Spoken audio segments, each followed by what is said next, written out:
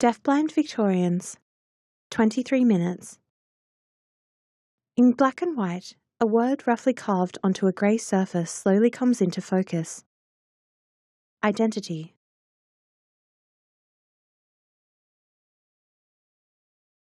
A woman with long hair laughs and smiles as she talks to someone else in Auslan, their hands touching.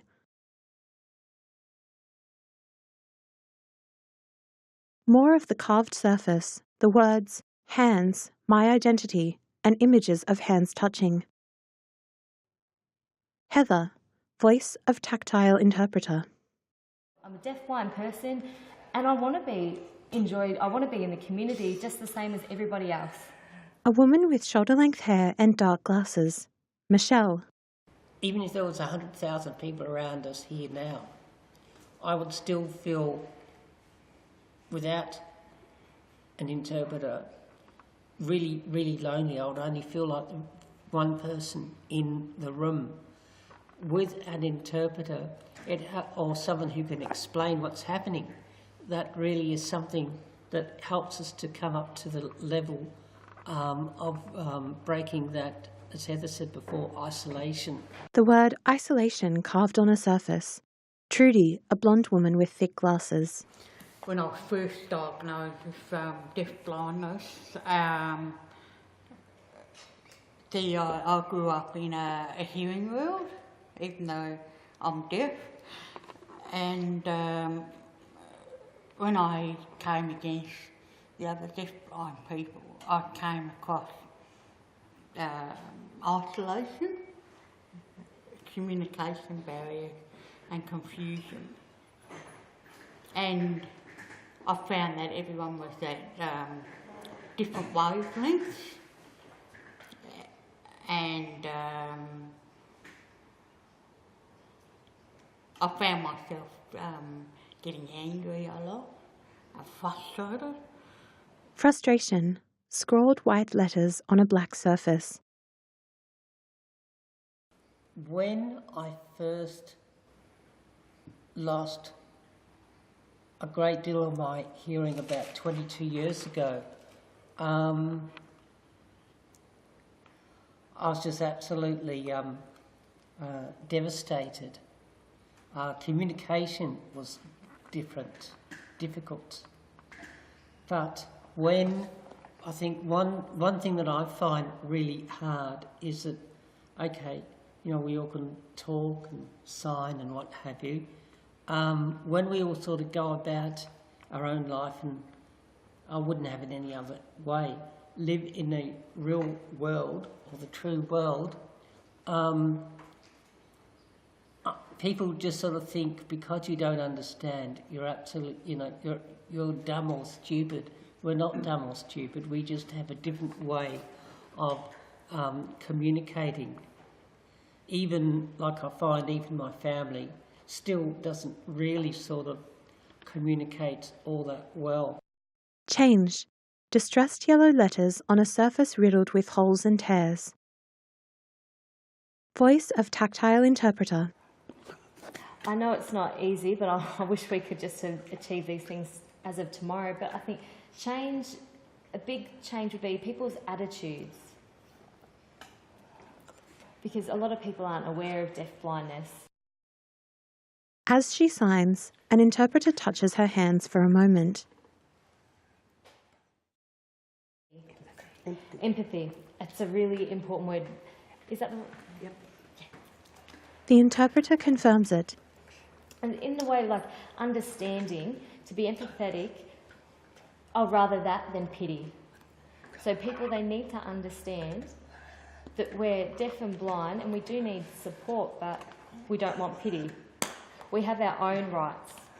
We have the right to be involved in the community and everything, so that'd be a big thing I'd like to change. Yeah, I think that's understanding and changing people's attitudes.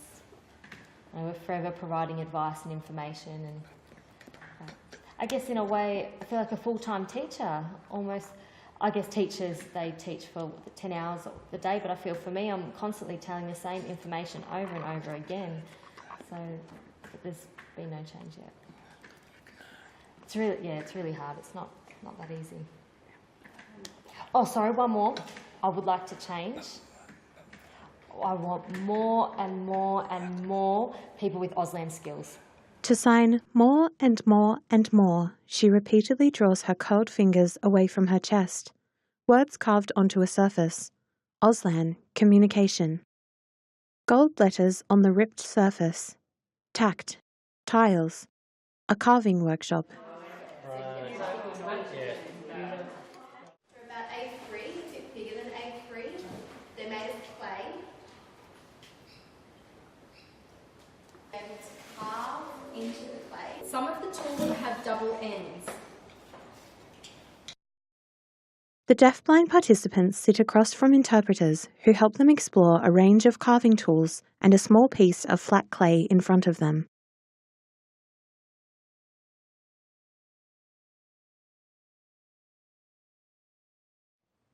We also have the wooden tool. An interpreter signs what the workshop leader said, then places the tool in Heather's hand. We then have the double-ended carving tool. An interpreter signs to Michelle, then places the tool in her hands. Michelle feels both ends. Have a play at making some different marks. Michelle's interpreter signs the instructions, then guides Michelle's hands to her practice piece of clay. Michelle places a tool against its surface. Don't be afraid to push. Heather feels the blade of one of her tools, then Trudy turns one around and around, making a hole on her practice clay. She grins.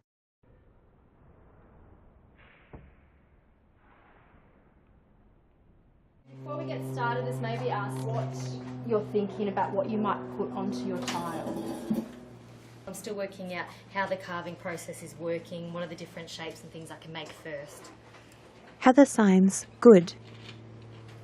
Oh, I've made a hand shape and that's really good. I think I prefer one with the wooden handle better. Something in my mind, like the finger and the... Michelle winds her finger round and round. Michelle looks thoughtful. Like I drew it before on the piece of paper. Infinity. Heather's just asked. It doesn't matter? It doesn't matter. Okay, great. So we can all be different or... Yeah. Oh, great. I've sort of drawn a butterfly and a bat to represent deafblindness, a fence, barriers, isolation. Try and think about the marks that you make and actually how they reflect the emotion that you're feeling. Michelle lays her hand against her clay tile, then uses one of the tools to trace around the fingers.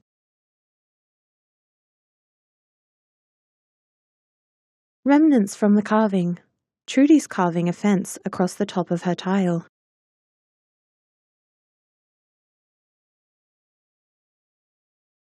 Heather thoughtfully scratches her chin before moving a carving tool around her tile. She explores the space available to her, then starts to trace around her fingers.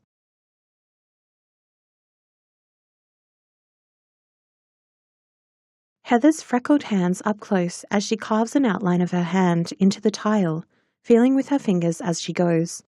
She's wearing a watch on her left wrist and a peach-coloured top.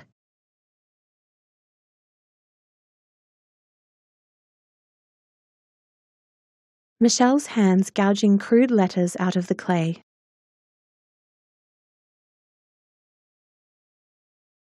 Michelle runs her fingers over the marks she's made and brushes away the bits that have been carved out. Her hands and the tool cast shadows on the tile as she works. She uses her fingers to feel the carving.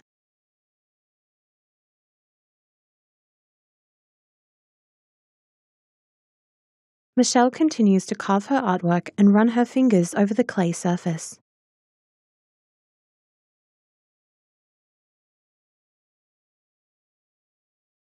Trudy has made 4 tiny holes at each join in her fence.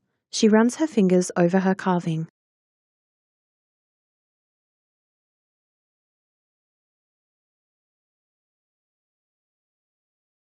Michelle brushes away carving remnants from a shape she's made in her tile, then runs her fingers over the shape. She brushes away more pieces of clay. What I suppose I'm sort of representing is things doing again and again and again, where without power, things just don't change. So this is representing forever, never, never. And if we don't have the power to change things, it'll continue going the same forever, never, never. Okay, so the reason why I'd drawn the dog today was as I was growing up before I lost my sight, I could always do lots of artwork at home. I would trace or copy work from other pictures. But when I lost my vision, I was really disappointed. I was really sad that I couldn't keep drawing. I did try a few times with pencils. I would always put the eyes on first and then put one of my fingers over one eye, then another finger over the other eye, trace around that way, so I always knew where my ink was on the page. But then I'd sort of stop doing it. It was something I'd do if I was just bored or at home, and like I could always draw almost anything. But then today, after I made my first piece with my hands over other hands, I thought, oh yeah, I'd never thought that all the drawing that I'd done years ago back when I was at school, I could try to draw the dog again. And my memory still was perfect from then, and I could draw it again, and the clay was so much easier for me being tactile. I could feel where I'd gone. Really, hands over the hands, the tactile, it's more involved with being in the deafblind community. So to be involved, we need interpreters. And so just having the picture of hands over hands is a way of tactile communication, just linking to touch. Sometimes when you meet people in the hearing world, you need to shake hands. And that's the thing for both communities, we're always holding each other's hands or touching hands. One thing for me here today, I can't see anything. Everything's completely black. Over the past couple of years, my eyesight had deteriorated further. So right now, like, I don't know where I'm standing, I don't know the environment, it's all black to me. But by touch, I can put my hand out and feel, oh, the interpreter's right there. I know where I am. Through touch, I can put my hand to the side and find, oh, there's a chair there. There's the table. And that's the same as perhaps when I meet other deaf or deafblind people, we can put our hands over each other and communicate, and it all comes back to touch. When I was first diagnosed with deafblindness a few years ago, this is what I felt. This is me standing behind a fence, a wall, and there's a group of people here, and I just felt completely isolated from the community. And of course, it represents communication for deafblind people, because they need to use all different forms of communication, such as Auslan. That theme of ever is I'm bringing in the different ways of communicating. So you've got Braille, E-V-E-R, you've got it written E-R, and you have in the sign. So all the different ways of communication is brought together in one piece. The words, "My joy," carved into a tile. A loopy line runs beneath it. Having people around me that accept me gives me great joy, like you guys and, other people when we go to deafblind camps and things like that. Having the appropriate support when I go out with my support worker, we go shopping. Usually we can't go past a coffee shop without having a coffee and a chat. I absolutely love that. A joy to me achieving something like the Philippines and getting into people's heads, like the government, about what deafblindness is. Breaking down the barriers, dance away to freedom. My joy is playing jokes. I love jokes. I love making up tricks and jokes with my cane. I'm always very proud when people laugh at me. I feel good. any activity with a support or a friend when we go and do something. An example is I love to learn outdoor things. For instance, in New South Wales, I went swimming and I got to meet some manta rays. and I hugged it. So that was joy. It's very odd, but joy means for me learning, understanding something other than not just wondering what people are talking about, but understanding for me is joy, is real happiness.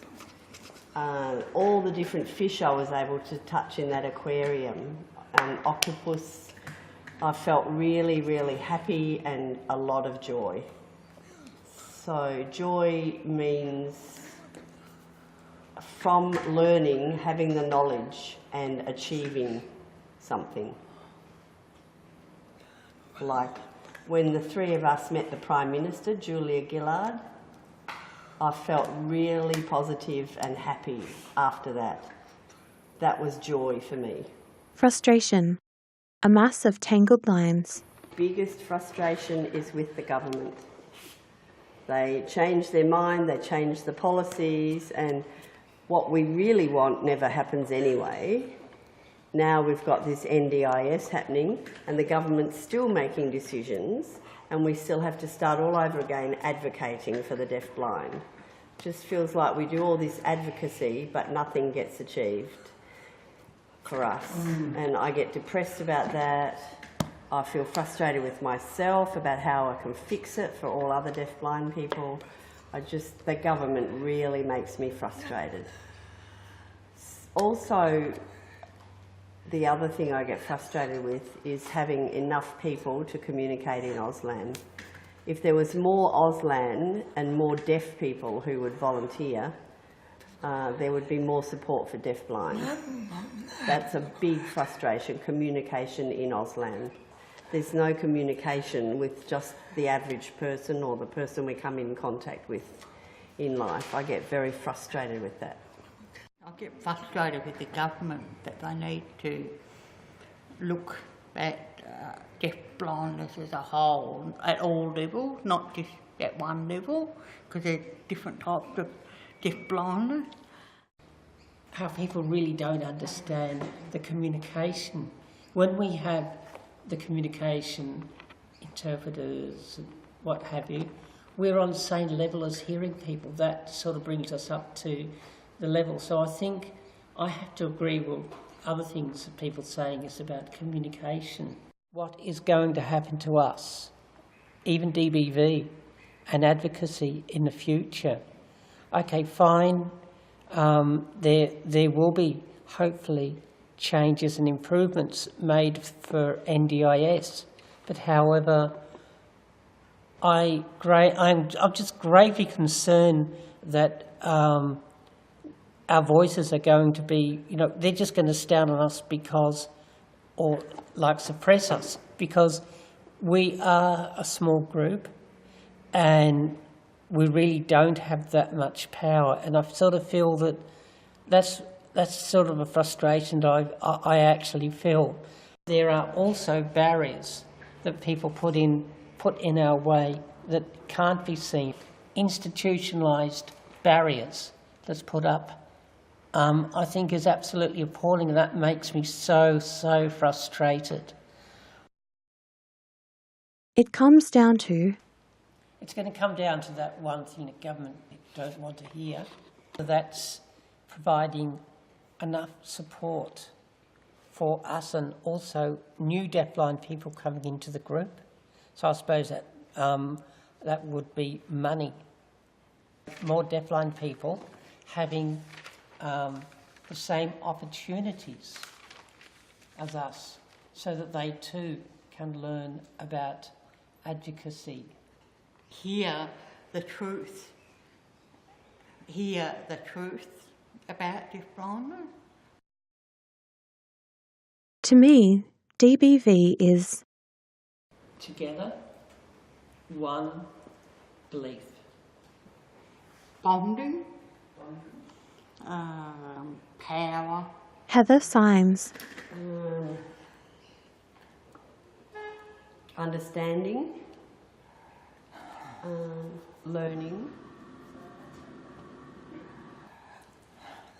from each other. Michelle, Heather and Trudy are sitting in a row, their tiles in front of their legs.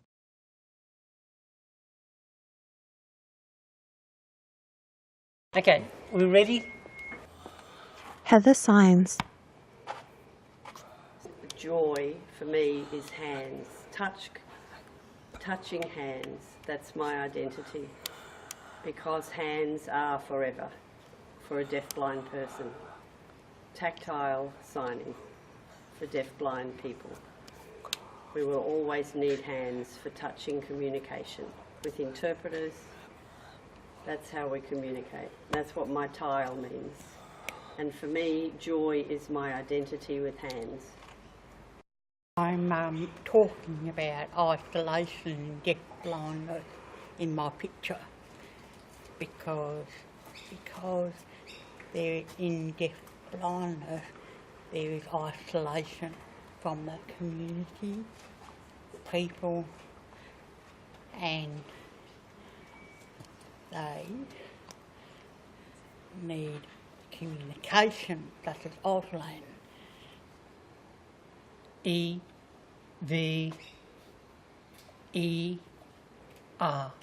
ever. And if we don't change the situation, things will continue forever and ever and ever. Deafblind Victorians, DBV. DBV is run for and by people with deafblindness.